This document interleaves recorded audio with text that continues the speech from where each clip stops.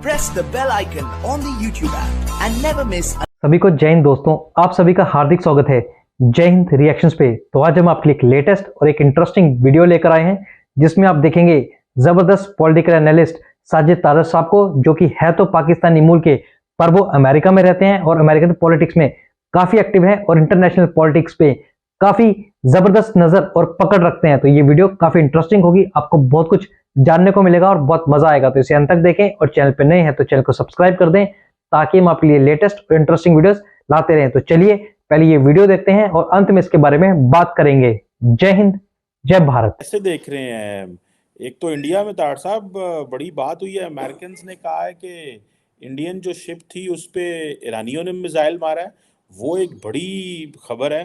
पाकिस्तान की तरफ हम आते हैं, लेकिन ये इस पे जरा करें कि दो इंडियन जो थे शिप्स थी, दोनों एक के ऊपर कहा जाता है मिसाइल मारा गया, और इंडियंस वैसे तो कह रहे हैं कि हम उस रेड सी में हैं, हम अपनी गल्फ ऑफ एडन में कर रहे हैं, अमेरिकन इंटेलिजेंस प्रोवाइड कर रहे हैं। डू यू बिलीव कि अमेरिकन इंडियंस को जो है वो लाना चाहते हैं, इस खित्ते की जंग में लाना चाहते हैं, उस अलायंस में बनाना चाहते हैं? क्योंकि तार साहब कहा जाता है कि इंडिया की 200 अरब डॉलर की ट्रेड जो है वो ये रेड सी स्विज केनाल से गुजरती है।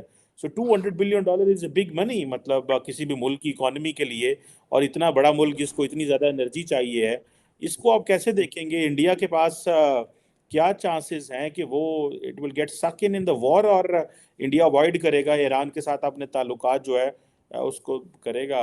How do you see this sir? Cheema sahab, मैं सबसे पहले तो बताना चाहूंगा कि India has a wonderful team right now. Those are looking after the Indian interest. मैं उनको देख के अप्रिशिएट करता हूं। सबसे पहले तो उन्होंने वेनेजुएला से तेल लेने की बातें की थी। उन्हें पता था कि इस रीजन के अंदर इश्यूज बनेंगे, फ्यूचर में हमने तेल कहां से लेके अपनी इकोनॉमी को सेव करना है। This is how smart they are. उसके बाद मैं यहां बताना चाहूंगा कि यमन के अंदर 20,000 इंडियन डायस्पोरा वहां पर मौजूद है। फिर इस वक्त भारत ने जो 10 कंट्रीज का अलायंस बनाया है, ये अमेरिकनों ने टूटा फूटा सा, उस अलायंस में शामिल नहीं किया। यही अमेरिका को प्रॉब्लम, ये जो मिसाइल अमेरिका इस वक्त जो भारत के साथ, भारत को, अमेरिका को यही चीजें पसंद नहीं आ रही, क्योंकि India is already behaving like a super power. उन्होंने अपने 2 शिप जो हैं वो अपने ट्रेड शिप्स की प्रोटेक्शन के लिए वहां भेज दिए हैं, ISS कोची और ISS कलकत्ता। वो उन्होंने रेड सी पे भेज दिया अपने। और तीसरी बात जो आपने खुद भी फरमाई है इस क्वेश्चन के अंदर ही, India enjoys a wonderful relationship with Iran.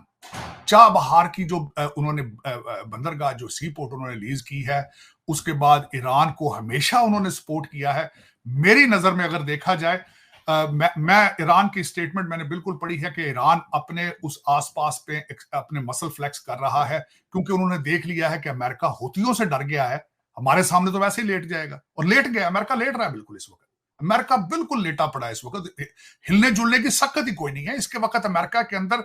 जो बल्कि मैं आज सुबह फॉक्स चैनल पर मैंने अपने पिछले सेक्रेटरी ऑफ स्टेट पॉम्पियो की एक स्टेटमेंट सुनी है, और he was very much upset कि why America has dropped the towel in front of the Houthis and now dropping the towel in front of the Iranians. अब उस वापस attack क्यों नहीं कर रहा? 10 मिसाइल मेरा ख्याल है आज मारे हैं हूथियों ने अमेरिकन शिप्स के ऊपर। तो दोनों साइडों पे चोक करने का प्लान है उनका। हूथी वहां से रेड सी को चोक करेंगे, और ईरान जो है यहां से अपने मसल फ्लेक्स कर रहा है। लेकिन आपका एक एक्शन होता है, वो पूरी दुनिया ऑब्जर्व कर रही होती है। सबसे पहले जो करंट एडमिनिस्ट्रेशन को स्टडी कर लिया है पुतिन ने, उन्हें पता है कि ये बच्चे जंग वाले नहीं है, ये वीड पीने वाले, ये वीड वाले बच्चे हैं, ये नशे वाले बच्चे हैं, ये लड़ने वाले नहीं।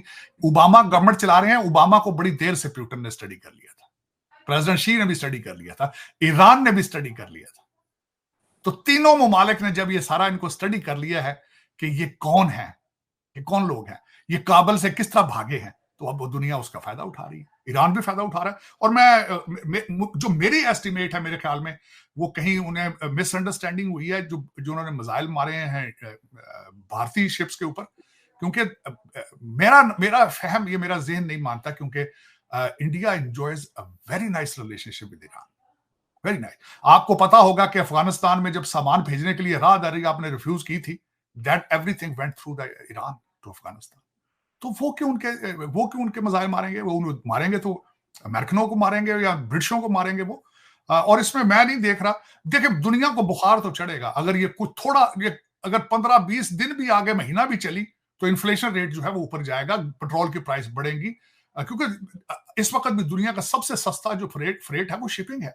और अगर शिपिंग जाती है, और जिस तरीके से उनका इंश्योरेंस महंगी हो रही है शिप्स की, जिस तरीके से बीपी ने ऐलान कर दिया कि वो रेड सी में बिल्कुल ऑपरेशन को शट डाउन कर दिया ब्रिटिश पेट्रोलियम ने, तो दुनिया को बुखार तो ये चढ़ेगा सारी चीजों का। लेकिन अब देखें, क्योंकि दुनिया इस वक्त लीडरलेस है। पहले जो दूसरे से दूर थे, जिस तरह डोनाल्ड ट्रंप थे, कुछ और लोग थे, वो फिर भी लीडरशिप प्रोवाइड करते थे दुनिया को, अग्रेसिवली आगे जाते थे। मैंने लॉयड ऑस्टिन की स्पीच सुनी है, स्पीच नहीं, उनकी प्रेस कॉन्फ्रेंस में किसी ने सवाल किया था कि आप, why America is not retaliating towards the Houthis, तो उन्होंने कहा था कि उनका जवाब मैं बताना चाहूंगा, वर्ड बाय वर्ड बताना चाहूंगा। उन्होंने फरमाया था, उन्होंने कहा कि सिर्फ ये अमेरिका का प्रॉब्लम ही नहीं है, ये प्रॉब्लम तो यूनिवर्सल प्रॉब्लम है, ये प्रॉब्लम तो इंटरनेशनल प्रॉब्लम है। जब तक सारी दुनिया साथ नहीं आएगी, हम आगे जाके तो नहीं करेंगे। This is not called leadership. वो सारी दुनिया के शील्ड में पीछे छुप के रहना चाहते हैं, कितने कि सानू ईरान थल्ले सट के जुतियां ना मारना शुरू कर दो। मार रहे हैं, वैसे ही मार रहे हो, तो इन्हों ने सिर थल्ले किए, वो जुतियां मार रहे हैं। पहले वो पठान साइकिल वाले मारते रहे ने, वो मोटरसाइकिल वाले, हुण ईरानियां ने थल्ले सट लिया। होती मेरा होतियां का भी कोई सिर पैर है, मेरा सोचा जाए तो एक सुपर पावर के गल पैना। और मजे की बात बताता हूं चीमा साहब, मजे की, आपके सुनने वाले एंजॉय करेंगे। जो शिप होती लेकर गए हैं, उसका उन्होंने म्यूजियम बना दिया, टिकट लगा पड़ा उस पर। वहां लोग, यमन के और आसपास के लोग जो है मुल्कों के, आकर मेरे ख्याल $20 दे के रोज अंदर शिप को विजिट करते हैं, वो जो वो लेकर गए छीन के। ये सूरत हाल। This is how the super powers go down. This is how exactly, जब कमजोर लीडर आते हैं ओबामा जैसे, तो दुनिया फिर आपका सर घुटनों पे दे के 100 जूते मार के एक से शुरू करती है। फिर ये हो रहा है। डॉक्टर साहब, क्या हाल है? अमेरिका के पास हर जगह बम्बार्डमेंट थोड़ी कर सकता है। नहीं, बम्बार्डमेंट नहीं, डिप्लोमेसी सबसे बड़ी बात। डिप्लोमेसी तो वो देखिए डॉक्टर साहब, इसमें मेरा सवाल कंप्लीट हो जाए। आपने डिप्लोमेसी की बात की, वहां पे यूएन में जब गजा के ऊपर डिप्लोमेसी को अमेरिका ने खुद नाकाम कर दिया है। जब सारी दुनिया कह रही है कि तुम वहां सीजफायर कराओ और वो डिप्लोमेसी को नाकाम कर रहे हैं, तो हाउ कम ये जो भी 10 मेंबर्स अलायंस बना है, तो उसमें क्यों सारे बाहर निकल गए? उसने कहा भाई तुम जानो, क्योंकि हम तो पहले ही ऐसी लड़ के होती हैं, थक गए हैं, हम क्यों तुम्हारे लिए लड़े? और तुम जब यूएन में नहीं कुछ करते तो फिर आपने भुगतो। तो फिर डिप्लोमेसी तो कुछ भी नहीं है। ताड़ साहब, मैं थोड़ा सा बताना चाहता हूँ चीमा साहब। मैं कुछ अरसा, मैंने पहली दफा जिंदगी में एक प्रेसिडेंट के आसपास मैंने काफी अरसा गुजारा। उस वक्त डोनाल्ड ट्रंप साहब की एक बात होती थी कि वो प्रेडिक्टेबल नहीं थे। वो चाइनीज प्रीमियर के साथ डिनर पर बैठे थे फ्लोरिडा, तो उन्होंने उठ के कहा था, एक्सक्यूज लेकर जाके उन्होंने टमाहॉक मिसाइल वापस आके कहा था, now serve the desert. Chinese के धुएं निकल गए थे कि कितने स्ट्रॉन्ग नर्व्स का बंदा है। चीमा साहब, ये लौंडे लपाड़ों के ये बस की बात नहीं है। When you become so predictable, जब आपको हर फील्ड पे केजीबी ट्रेन, जब आपको ट्रेन सीख समझ जाए, when you are exposed to the world, when you become predictable। Sir मैं सवाल एक आपसे पूछता हूं, डोनाल्ड ट्रंप ने जो चाइना की हालत की थी टैरिफ के साथ, कोई और कर सकता था? आंखें नहीं डाली थी उसने। यहां से मैं एक छोटी सी मिसाल बताता हूं। यहां से कुछ कंपनियों ने कहा था कि हम मैक्सिको के अंदर प्लांट लगाने लगे हैं, हम जाने लगे हैं यहां से। डोनाल्ड ट्रंप ने कहा था ठीक है जाओ, तुम, मैं इस तरह रोक तो नहीं तुम्हें सकता, जाओ मैक्सिको में लगाओ प्लांट, लेकिन तुम्हारी प्रोडक्ट वापस अगर जब अमेरिका आएंगी, इतना टैरिफ इसके ऊपर लगेगा, आई विल मेक श्योर कि your products don't come back to the US. अगर तुमने जाना जाओ, ठीक है। चीमा साहब, इस तरह नहीं होता। जिस तरह इस वक्त अमेरिका चल रहा है ना, इस तरह मुल्क नहीं चलते। डिफेंडिंग पुलिस करा दी, 2.5 लाख बंदा बॉर्डर क्रॉस कर रहा है इस वक्त, उनमें से आधे टेररिस्ट है। उनसे पूछा जाए वो कहां से आ रहे हैं, आधे टेररिस्ट उनमें लोग ऐसे आ रहे हैं जो अमेरिका में नहीं आना चाहिए, जिनको 2.5 लाख बंदा पर महीने का आ रहा है। आप कह रहे हैं कि वहां पे ये बिहेव करें? वहां पे किस तरह बिहेव करेंगे जब मुल्क ही नहीं चल रहा यहां पे? मैं छोटी सी $49 बिलियन की चोरी हो रही है स्टोरों पे, नहीं रोक पा रहे।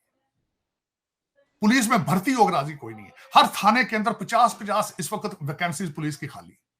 और मैं आपसे ये पूछना चाहता हूं, ठीक है, रेड सी की बात तो बाद में करेंगे, प्रेसिडेंट की पोती को जॉर्ज टाउन में अंदर एफबीआई की गाड़ी उन्होंने छीन लिया गन पॉइंट, और ये हंस रहे हैं।